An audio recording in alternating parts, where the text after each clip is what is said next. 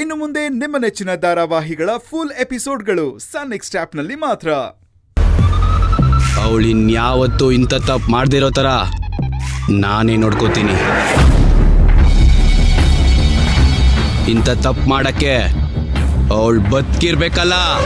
ಅಯ್ಯೋ ಬೇಡಪ್ಪ ರೀ.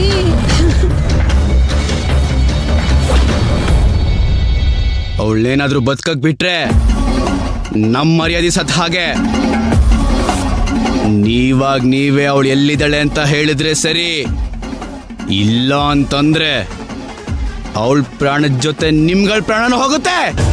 ಇಲ್ಲ ಇಲ್ಲ ಬೇಡಪ್ಪ ಬೇಡಪ್ಪ, ನಮ್ಮ ಪ್ರಾಣ ಹೋದ್ರೂ ಪರವಾಗಿಲ್ಲ, ನಮ್ಮ ಮಗಳ ಪ್ರಾಣ ಮಾತ್ರ ಹೋಗ್ಬಾರ್ದಪ್ಪ. ದಯವಿಟ್ಟು ಅವಳನ್ನ ಬಿಟ್ಬಿಡಪ್ಪ. ಅನುಷ್ಕಾ ಎಲ್ಲಿದ್ದಾಳೆ ಅಂತ ನೀವು ಹೇಳ್ದೇ ಇದ್ದಿದ್ ಮಾತ್ರಕ್ಕೆ ಅವಳು ನನ್ನಿಂದ ತಪ್ಪಿಸ್ಕೊಂಡ್ಲು ಅಂತ ನೀವು ಅನ್ಕೋಬೇಡಿ. ಈ ಭೂಮಿ ಮೇಲೆ ಅವಳೆಲ್ಲೇ ಇದ್ರು ಹಿಡ್ದಾಕ್ತೀನಿ. 24 ಗಂಟೆನೂ ಈ ಮನೆ ಮೇಲೆ ಕಣ್ಣಿಡ್ರೋ. ಯಾರನ್ನೂ ಒಳಗ್ ಬಿಡ್ಬೇಡಿ, ಇವ್ರುಗಳ್ನು ಹೊರಗ್ ಬಿಡ್ಬೇಡಿ.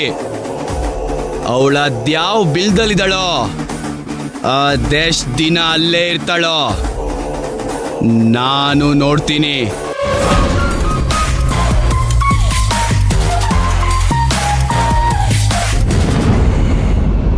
ನನ್ನಿಂದ ಅಪ್ಪ ಅಮ್ಮ ನೋವು ಅನುಭವಿಸ್ತಿದ್ದಾರೆ. ಅವ್ರಿಗೆಲ್ಲಿ ಏನು ಹೆಚ್ಚು ಕಡಿಮೆ ಆಗ್ಬಿಡುತ್ತೋ ಅಂತ ನಾನು ಭಯದಲ್ಲಿದ್ದೀನಿ.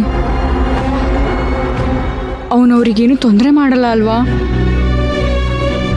ಏನು ತಪ್ಪೇ ಇಲ್ಲದೆ ಈಗ ತಲೆ ಮರೆಸ್ಕೊಂಡು ಓಡಾಡೋದಕ್ಕೆ ತುಂಬ ಹಿಂಸೆ ಆಗುತ್ತೆ. ನನಗೆ ಅರ್ಥ ಆಗುತ್ತೆ ಅನುಷ್ಕಾ, ಆದರೆ ಪರಿಸ್ಥಿತಿ ನಮ್ಮನ್ನ ಕಟ್ಟಾಕಿದೆ. ತಲೆ ಮರೆಸ್ಕೊಂಡು ಓಡಾಡೋ ಥರ ಆಗಿದೆ ಅನುಷ್ಕಾ. ಏನೂ ತಪ್ಪು ಮಾಡದೇ ಇದ್ರು ರಾಮ ವನವಾಸಕ್ಕೆ ಹೋಗ್ತಾನೆ. ಏನು ತಪ್ಪೇ ಮಾಡದಿರೋ ರಾವಣ ಸೀತೆನ ಲಂಕೆ ಕರ್ಕೊಂಡು ಹೋಗ್ತಾನೆ. ಒಳ್ಳೆತನಕ್ಕೆ ನೋವುಗಳು ಬರೋದು, ಒಳ್ಳೆತನಕ್ಕೇನೆ ಪರೀಕ್ಷೆ ಬರೋದು, ಆದರೆ ಕಡೆಗೆ ಒಳ್ಳೆತನನೇ ಗೆದ್ದು ಬರೋದಲ್ವಾ? ಯೋಚನೆ ಮಾಡಬೇಡ, ಇದಕ್ಕೆಲ್ಲ ಮುಕ್ತಿ ಸಿಗೋವರೆಗೂ ನೀನು ಅಲ್ಲೇ ಇರಬೇಕು. ಸರಿ, ನಾನು ಇದೇ ಹಾಸ್ಟೆಲಲ್ಲಿ ಉಳ್ಕೋತೀನಿ. ನೀನು ಹೇಳೋವರೆಗೂ ನಾನು ಇಲ್ಲೇ ಇರ್ತೀನಿ. ಇಲ್ಲಿರೋರೆಲ್ಲ ತುಂಬ ಒಳ್ಳೆಯವರು, ನನಗೆ ಹೆಲ್ಪ್ ಮಾಡ್ತಾರೆ. ನೋಡು, ನೀನು ಯಾಕಲ್ಲಿದೆಯಾ, ಇಲ್ಲೇನು ನಡೀತಿದೆ ಅಂತ ಯಾರಿಗೂ ಹೇಳೋದು ಬೇಡ. ಸರಿ, ಹೇಳಲ್ಲ. ನೀನು ನನಗೊಂದು ಹೆಲ್ಪ್ ಮಾಡ್ತೀಯಾ? ಹೇಳು, ಅದೇನು ಮಾಡ್ಬೇಕು ಖಂಡಿತ ಮಾಡ್ತೀನಿ. ಹೇಗಾದರೂ ಮಾಡಿ ಅಪ್ಪ ಅಮ್ಮ ಹೇಗಿದ್ದಾರೆ ಅಂತ ನನಗೆ ತಿಳಿಸ್ತೀಯಾ? ಹಾಗೆ ನಾನು ಇಲ್ಲಿ ಸೇಫ್ ಆಗಿದ್ದೀನಿ ಅಂತ ಅವ್ರಿಗೆ ಹೇಳ್ತೀಯಾ? ನಾನು ಟ್ರೈ ಮಾಡ್ತೀನಿ, ಆದರೆ ನೀನು ಹೊರಗಡೆ ಓಡಾಡುವಾಗ ಹುಷಾರಾಗಿರು. ಸರಿ. ಆದರೆ ಒಂದು ಯೋಚನೆ ಮಾಡು, ನಾನು ನಿನ್ನ ಜೊತೆ ಯಾವಾಗಲೂ ಇರ್ತೀನಿ ಅನುಷ್ಕಾ.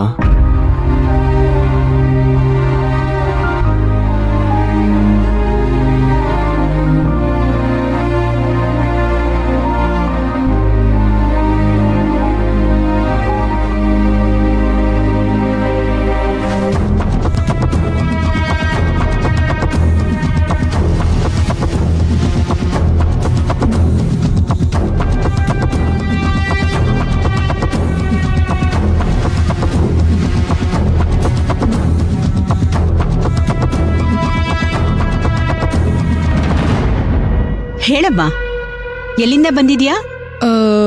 ಅದು ನಾನು ಹಾಸನವಳು. ಅಲ್ಲಿಂದ ಇಲ್ಲಿಗೆ ಕೆಲಸ ಹುಡ್ಕೊಂಡು ಬಂದಿದ್ದೀನಿ. ಅಪ್ಪ ಅಮ್ಮ ಏನು ಮಾಡ್ತಿದ್ದಾರೆ? ಅಪ್ಪ ಅಮ್ಮನೂ ಹಾಸನಲ್ಲೇ ಇರ್ತಾರೆ. ಅಲ್ಲಿ ಟೀಚರ್ಸ್ ಆಗಿ ವರ್ಕ್ ಮಾಡ್ತಿದ್ದಾರೆ. ವಿದ್ಯೆ ಕೊಡೋರ ಮಗಳು, ವಿನಯ ಸಂಸ್ಕಾರ ಎಲ್ಲ ಇರುತ್ತೆ.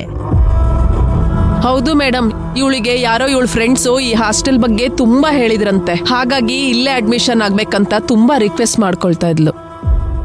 ಓ, ಈ ಹಾಸ್ಟೆಲ್ ಬಗ್ಗೆ ವಿಚಾರಿಸ್ಕೊಂಡೆ ಬಂದಿದ್ಯಾ? ಅದು ನಾನಿಬ್ರು ಫ್ರೆಂಡ್ಸ್ ಇಲ್ಲಿ. ಏನು ಫ್ರೆಂಡ್ಸ್ ಇದಾರಾ? ಯಾರ್ ಫ್ರೆಂಡ್ಸ್ ಇದಾರೆ ನಿನ್ಗಿಲ್ಲಿ? ಅಲ್ಲ, ಹಾಗಲ್ಲ. ನಾನಿಬ್ರು ಫ್ರೆಂಡ್ಸು ಈ ಹಾಸ್ಟೆಲ್ ಬಗ್ಗೆ ತುಂಬಾ ಹೇಳಿದ್ರು. ಇಲ್ಲಿ ವಾತಾವರಣನೂ ಚೆನ್ನಾಗಿದೆ, ಅದಕ್ಕಿಂತ ಮೇನ್ ಆಗಿ ಇಲ್ಲಿ ತುಂಬಾ ಸೇಫ್ಟಿ ಅಂತಾನೂ ಹೇಳ್ತಿದ್ರು.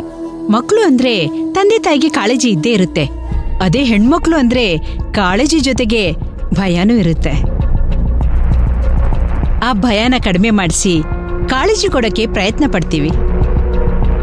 ಇಲ್ಲಿ ಸೇಫ್ಟಿನೂ ಇದೆ, ಪ್ರೀತಿನೂ ಇದೆ, ಜೊತೆಗೆ ರೀತಿ ನಿಯಮಗಳು ಇವೆ. ಅದನ್ನೆಲ್ಲ ಫಾಲೋ ಮಾಡಬೇಕು. ಅನ್ಕೊಂಡಿರೋ ಕೆಲಸದ ಬಗ್ಗೆ ಕಾನ್ಸಂಟ್ರೇಷನ್ ಮಾಡಬೇಕು ಅಷ್ಟೆ. ಖಂಡಿತ ಮಾಡ್ತೀನಿ ಮೇಡಮ್. ಇಲ್ಲೇನೇ ರೂಲ್ಸ್ ಇದ್ರೂ ನಾನು ಅದನ್ನ ಫಾಲೋ ಮಾಡ್ತೀನಿ. ಗುಡ್. ಹಾಗಾದ್ರೆ ನಿನ್ ತಂದೆ ತಾಯಿಗೆ ಫೋನ್ ಮಾಡಿ ಹೇಳು ನಾನಿಲ್ಲಿ ಆರಾಮಾಗಿದ್ದೀನಿ ಅಂತ. ನಾನಿಲ್ಲಿರೋರ್ಗೂ ನಿಮ್ ತಂದೆ ತಾಯಿ ಆರಾಮಾಗಿರ್ಬೋದು. ಅಂದ್ರೆ ನನಗೆಲ್ಲ ಅಡ್ಮಿಷನ್ ಸಿಕ್ತಾ? Thank you ma'am, thank you so much. ಈ ಹಾಸ್ಟೆಲ್ ವಾತಾವರಣ ನನಗೆ ತುಂಬಾ ಧೈರ್ಯ ಕೊಡ್ತು. ಇವಾಗ ನಿಮ್ ಮಾತಿಂದ ನನಗಿನ್ನ ಜಾಸ್ತಿ ಧೈರ್ಯ ಬರ್ತಿದೆ. ಸರಿ ಹೋಗು, ಅಡ್ಮಿಷನ್ ಪ್ರೊಸೀಜರ್ಸ್ ಎಲ್ಲ ಮುಗಿಸ್ಕೊ. Okay madam. ಫೀಸು? ನೀನ್ ಕೆಲ್ಸಕ್ಕೆ ಸೇರಿ ದುಡಿಯಕ್ ಶುರು ಮಾಡೋರ್ಗೂ ನಿನಗೆ ಇಲ್ಲಿ ಡಿಸ್ಕೌಂಟ್ ಸಿಗುತ್ತೆ.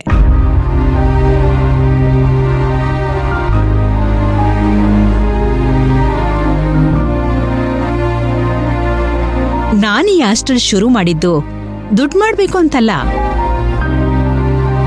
ದುಡಿಯಕ್ಕೆ ಛಲ ಇರೋ ಹೆಣ್ಮಕ್ಳಿಗೆ ಜೊತೆಯಾಗಿರ್ಬೇಕು ಅಂತ. ಹೋಗು. Thank you madam. ಮೇಡಮ್, ನಿನ್ನೆ ರಾತ್ರಿ ಇನ್ನೊಬ್ಳು ಹುಡುಗಿ ಬಂದಿದ್ಲು ಅನ್ನಲ್ಲ, ಅವಳು ಕಾಯ್ತಾ ಇದ್ದಾಳೆ ಮೇಡಮ್. ಸರಿ, ನೀವ್ ಹೋಗಿ ಅವಳನ್ನ ಕಳಿಸಿ. Okay ma'am. Thank you so much ma'am. ಬಾಮ್ಮ.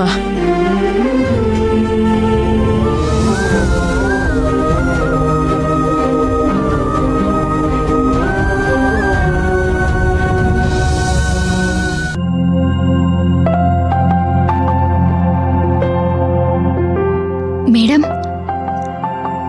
ನಿಮ್ಮ ಹತ್ರ ಸ್ವಲ್ಪ ಮಾತಾಡ್ಬೇಕಾಗಿತ್ತು. ಅದೇ ಆ ಹುಡುಗಿ ಅಡ್ಮಿಷನ್ ಬಗ್ಗೆ.